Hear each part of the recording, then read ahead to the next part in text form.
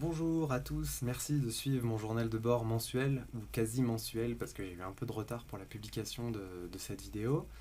Dans cette vidéo, je vais vous parler de la troisième période de terrain que j'ai effectuée à Powhatan qui s'est déroulée du 13 juin au 4 juillet, pratiquement un mois. Mais avant ça, je voulais revenir sur plusieurs choses. La première, c'est pour vous dire qu'il y a donc d'autres vidéos qui sont accessibles sur YouTube et que vous pouvez regarder. Et aussi une vidéo notamment sur la visite de la centrale hydroélectrique, qui est une chouette vidéo qui est disponible sur ma plateforme Tipeee, et vous retrouverez tous les liens évidemment en dessous de la vidéo.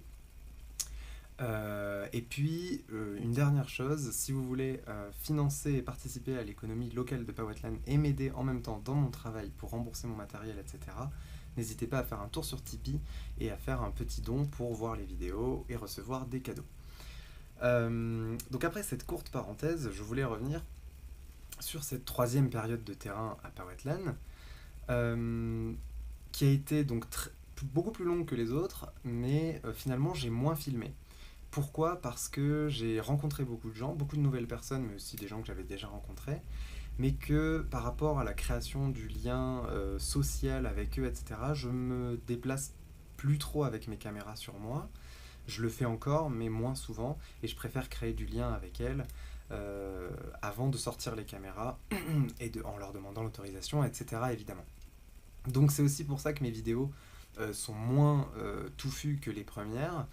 Je vais faire une quatrième période de terrain avec beaucoup plus de vidéos cette fois-ci normalement, et donc vous aurez de nouvelles images en fin août, début septembre normalement. Pour cette troisième période de terrain, j'ai aussi décidé de vivre chez l'habitant et d'arrêter de payer l'hôtel aussi tout le temps parce que ça revenait cher sur un mois en entier. Donc j'ai vécu chez la grand-tante de Louis de Ben dont j'ai déjà parlé dans d'autres vidéos.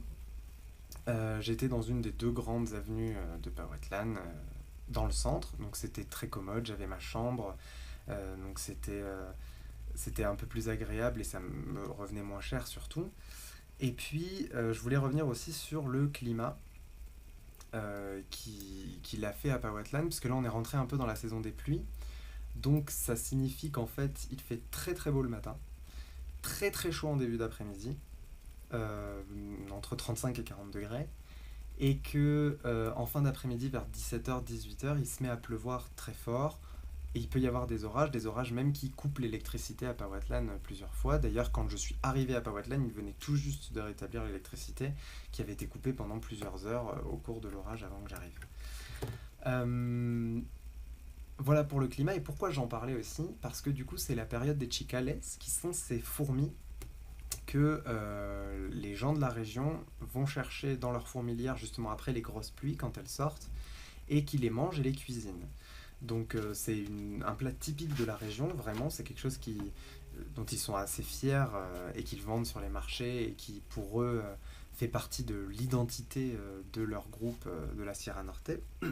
Et ici j'ai une représentation justement d'une fourmi sur ce cahier, et du coup je voulais en profiter pour parler un petit peu de ça. Je suis allé à San Pablito pendant mon séjour. San Pablito qui est une communauté Otomi à côté de Powhatan. Les Otomi, on a peu de choses sur leur histoire. C'était un groupe nomade qui vivait avant l'arrivée des Espagnols aussi, qui existe toujours évidemment. Ils parlent le ñañú. Et San Pablito est un des derniers villages au Mexique qui produit encore du papier à mâtle, qui est donc ce papier-là, avec lequel est fait la totalité de ce cahier d'ailleurs, mais aussi ce marque-page, avec ces motifs assez typiques qu'on retrouve sur tous les dessins de papier à mat de San Pablito, des techniques différentes. Là le papier à mat est rouge, là il est blanc, plus épais, là ici il est tressé. Et j'ai donc fabriqué ma propre feuille de papier à mat, que voici. Et je reviens dans une autre vidéo sur tout le processus de fabrication, donc n'hésitez pas à aller voir cette vidéo.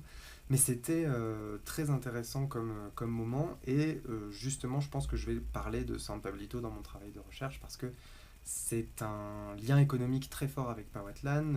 Les Otomi viennent très souvent à Powhatan, et puis la situation même de San Pablito, socialement et culturellement parlant, est très intéressante. Donc je vais sûrement revenir là-dessus. Mais c'était une expérience très enrichissante.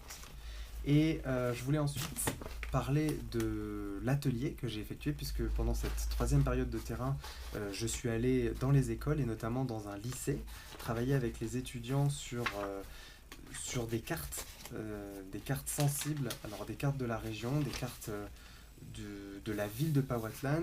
On a aussi fait des dessins comme ça, avec différents éléments qui leur faisaient penser à l'environnement.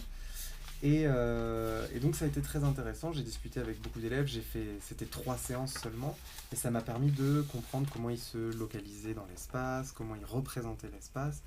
Et par exemple ici, j'ai un petit dessin de la maison d'un des élèves avec le trajet qu'il met pour aller à l'école, etc., ou dans le centre de Powhatan. Ça c'était très intéressant, et je voulais profiter de cette vidéo surtout pour dire que je vais continuer à faire ces ateliers, évidemment, à la rentrée prochaine et toutes les prochaines étapes de mon terrain, et que je vais aussi le faire en France, et essayer de créer un échange virtuel entre les écoles françaises et les écoles de Powhatan, pour voir un petit peu, déjà créer un échange entre 2 écoles et entre 2 pays pour communiquer à leur âge, notamment au collège, mais aussi pour voir un petit peu les motifs qui reviennent ou qui sont différents selon la conception de l'environnement et selon les récits qu'ils connaissent de leur environnement. Ensuite, cette période de terrain a été beaucoup consacrée à de la lecture. J'ai énormément lu parce qu'on m'a fourni sur place beaucoup de livres qui ont été écrits par des locaux ou sur la localité de Powhatan, notamment celui-ci que j'ai acheté, qui est très intéressant, dans lequel j'ai trouvé beaucoup d'informations. Un autre encore. Et puis, avec les bibliographies de ces livres,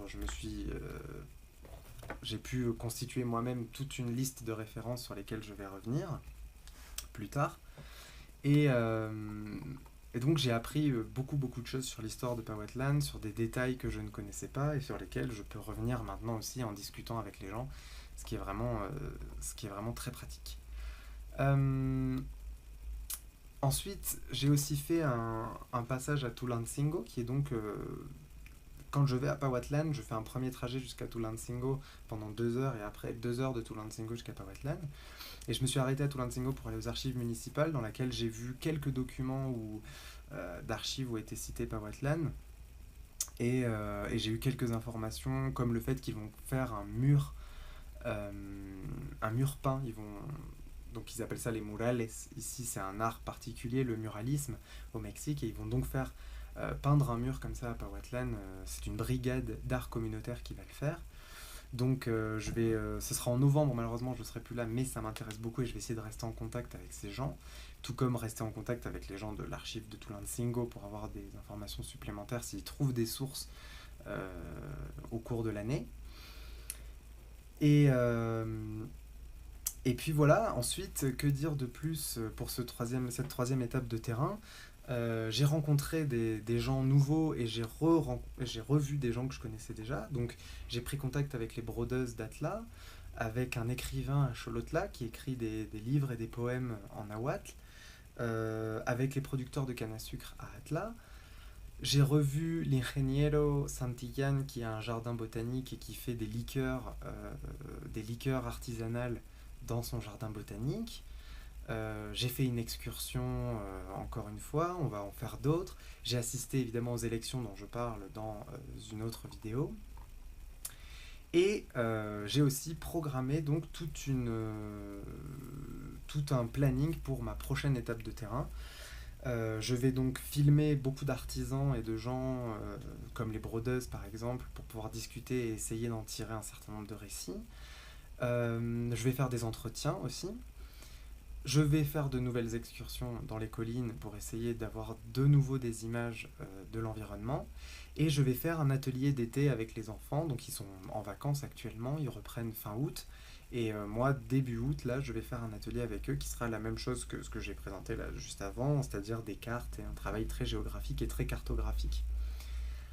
Et pour revenir sur le matériel que j'utilise aussi, une petite nouveauté pour cette troisième étape de terrain, j'utilise ceci qui est un chest qui se met autour de la poitrine avec des bretelles et qui me permet en fait de ne pas avoir le sac sur le dos, ce qui pèse assez lourd et qui est très encombrant. Donc là, j'ai la caméra sur la poitrine, ce qui est beaucoup plus léger et qui me permet toujours d'avoir les mains libres. C'est très très intéressant. Ça me facilite beaucoup la démarche pour filmer. Et le fait que j'ai un nouveau micro aussi qui est branché directement sur cette GoPro et qui me permet d'avoir un son synchronisé, ce qui fait que le zoom qui est ici, je l'utilise essentiellement quand j'ai besoin d'une prise de son, d'une double prise de son ou d'une prise de son de meilleure qualité pendant des entretiens ou des choses comme ça. Voilà, donc je vais repartir sur le terrain dans très peu de temps, d'ici quelques jours à peine, après la publication de ces vidéos. Et je repars en France le 27 août. Donc ce sera l'occasion de publier les dernières vidéos de mon terrain, de cette 4e période de terrain. Et ensuite je reviendrai en France et je continuerai à publier des vidéos évidemment. Mais ce sera un travail beaucoup plus loin du terrain, loin du Mexique, plus près des archives et des documents que je vais essayer de découvrir dans les archives françaises sur le Mexique. Voilà, je vous dis à très bientôt. Merci de suivre la chaîne. N'hésitez pas à mettre du like, à vous abonner, à partager sur Facebook, ça m'aide beaucoup. Et à mettre des commentaires aussi, ça me fait toujours plaisir de recevoir vos commentaires. Je vous propose de tout retrouver en lien sous la vidéo, d'aller sur Tipeee, et je vous dis à très bientôt.